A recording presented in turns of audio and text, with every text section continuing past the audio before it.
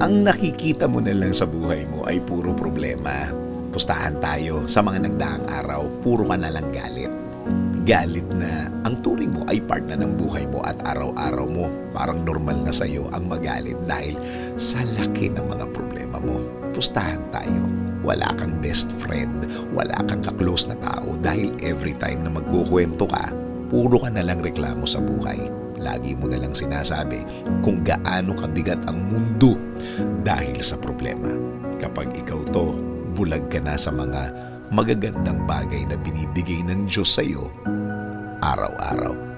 Life is a journey to be experienced, not a problem to be solved.